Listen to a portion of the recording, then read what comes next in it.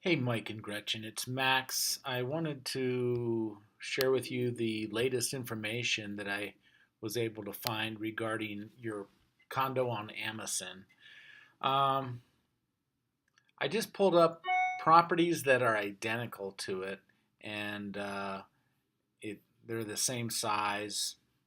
They're pretty much identical. I think the only variation is that some of the units like yours has a loft in that upper level, and some of them instead of the loft they've opted to have uh, a fourth bedroom.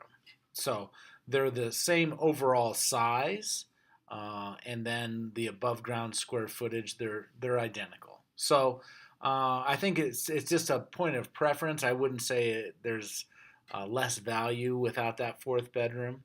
It's just whatever people desire, if they want more bedrooms or if they want a loft. So anyway, I pulled up what is available, and actually there's none available. There's two that are under contract and three that have sold in the last 6 months. And it's interesting. We're at the end of the month, so hopefully these two that are under contract will sell and we'll get some real numbers from them. So, what I do is I take all of this data, I import it into my own spreadsheet so that I can analyze the data better and get some information uh, in a easier format to look at. So, on my spreadsheet, these are the two that are under contract, and what's unique about this situation is out of the group of five total that were either under contract or sold, the two that are under contract are the absolute highest and the absolute lowest price.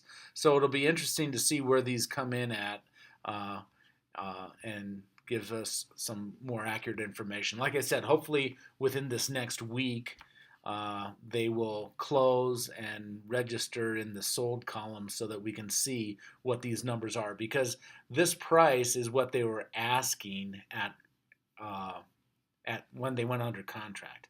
It's not necessarily what they went under contract for, it's what they were asking when they went under contract. Now, this one was a little bit, it was 8 days on the market. So I would think that there wouldn't be a lot of give in that price. And this one was 24 days on the market. And even in that 24-day time period, they came down $25,000, 25,000. They started at 325. So I don't understand why that is the absolute lowest and that is the absolute highest.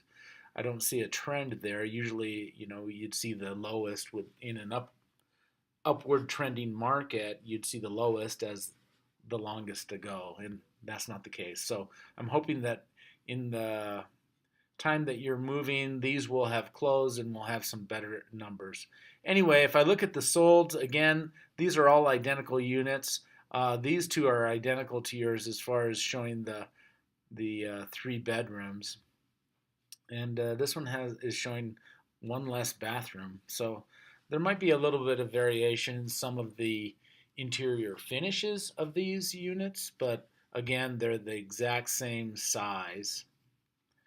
Um, on average, those were on the market for 17 days, and they averaged 325. And that group is pretty tight. That's within what $6,000 of each other. So that's a pretty tight group. This group up here, again, I want those to close so that I can come up with a better information.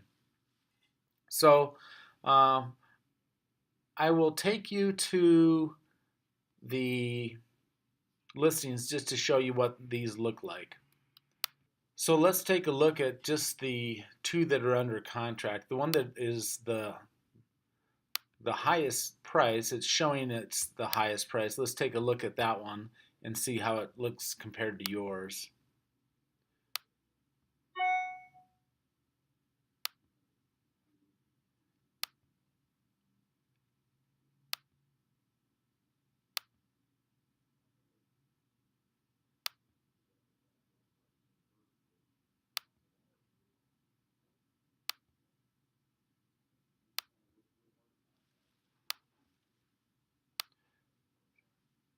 So this one has, looks like it's granite on the countertops and the backsplash.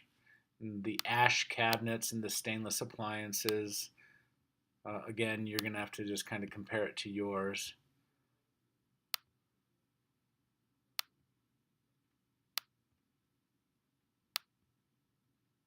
If you want to stop, if I'm going too fast, just hit pause on your screen. That chandelier was pretty wild in the bedroom. They're using it as an office, maybe.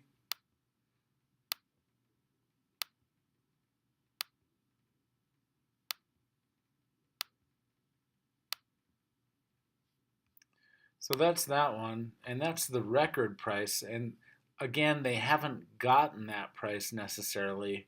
We need to have it closed in order to see what they actually get.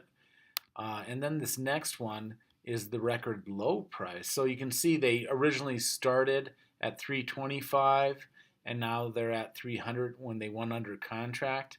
And let's take a look at the photos and see if there's that much of a difference. The outsides are maintained by the HOA. This one was vacant.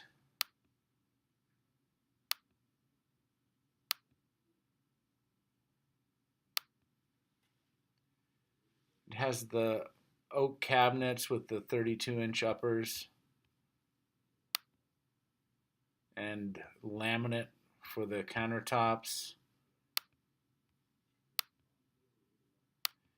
You know, I know that you're still having difficulties in the garage with that leaking, and I don't know what the HOA's commitment was. I know that when you bought it, we negotiated out that they were going to give you $5,000 if the HOA hadn't taken care of that by a certain date, and lo and behold, the HOA hasn't taken care of it, so you got your money.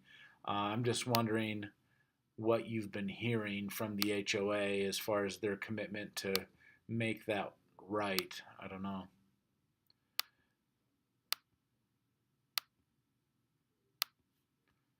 So those are the two. Again, I'm going to have to do another CMA once these close or once you get closer to moving out. And I don't know what, Mike, I don't know what your commitment is.